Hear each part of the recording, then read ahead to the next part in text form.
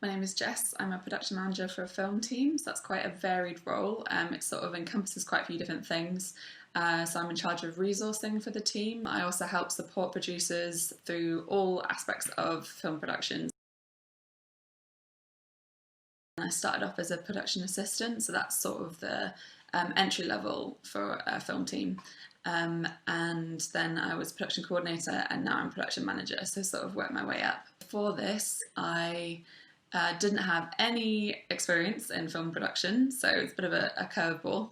I'd mostly just had service industry jobs before, so I used to work at a comic book cafe, I worked at a cinema for a couple of years, in restaurants, waitressing, nothing really similar to the role that I'm in now. Directly before this role, I was working as a secretary slash administrator for a architectural design company, so very different.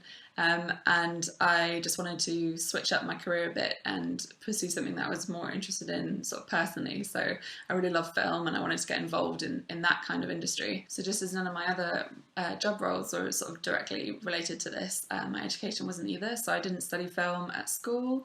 I did go to university, but I did English literature. I just did that really because I didn't know what I wanted to do necessarily as a career at that point, and I wanted to keep my options open.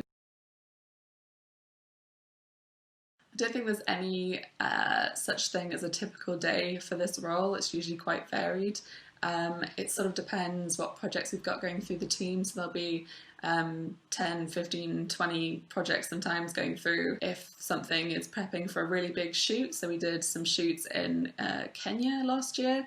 That takes a long time to obviously prepare everything. So you're booking travel, you're getting permits, you're making sure that you can get the equipment across. But obviously that's quite rare. We usually have more smaller projects rather than several larger ones. If there's going to be resource that needs coming up, so if there's a few days of animation later in the project, I'll make sure that we've got someone lined up for that.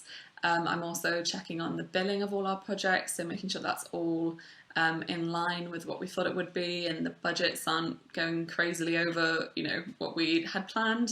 I will also just be dealing with kind of ad hoc requests.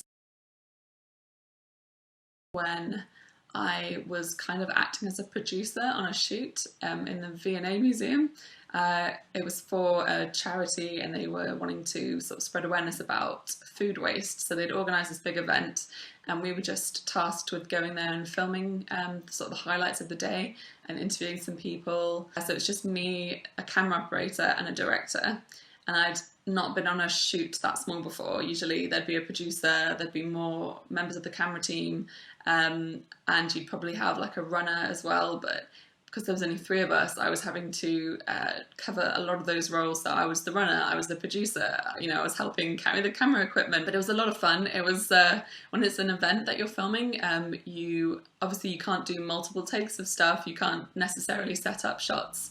You have to do everything very quickly and be very responsive to what's happening. So it was challenging, but really fun. And I just felt super accomplished at the end of the day to know that, we sort of got everything that we needed to. And even though to begin with, I'd been so nervous, going in the morning. I'm not going to lie, it is extremely stressful sometimes. Sometimes everything that could possibly go wrong has gone wrong with a project. And the deadline is coming up and you just don't know how to solve all the problems that are in front of you and everybody's stressed and it just can feel like everything's coming down on top of you and it's a lot. Sometimes you get the opportunity to be the producer on a project. Usually they're quite small, usually they're animation. So when smaller animation jobs come in, I'm sort of in charge of running those. And even though at first it feels terrifying because you feel like you have no idea what you're doing and you're going to mess up at some point, it's just quite fun. The most important things are just being super organised, being a good problem solver, which is usually you have to come up with some seriously creative solutions, juggling lots of things at the same time. So obviously producers, they may be more focused on big picture stuff, sort of handling the client and the creative of the project, and you need to be there juggling and taking care of all the bits, like probably loads of different random bits, but it's your job to help out and make sure that everything's covered.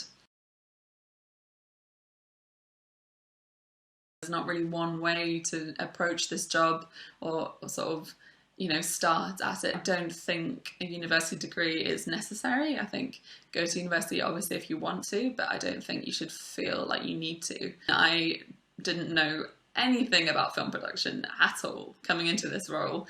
And the main thing that you need to be good at is just juggling lots of different things at once, problem solving, being really organised, not stressing too much when things are going badly. And so those are things that you can just get, I think, in a lot of working environments, especially when I was a teenager, just, I don't know, working customer service. That's a lot of stuff that you have to deal with. I think it's also important to, if you want to be serious about this and show like potential recruiters that you are serious, is researching this stuff on your own time, even just watching films so you know what works in film, what makes a good film, why is that edit interesting, and being able to show that you're curious about it and interested about it is more valuable sometimes than knowing XYZ about why a camera works this way. Showing a willingness to learn and engage is really helpful.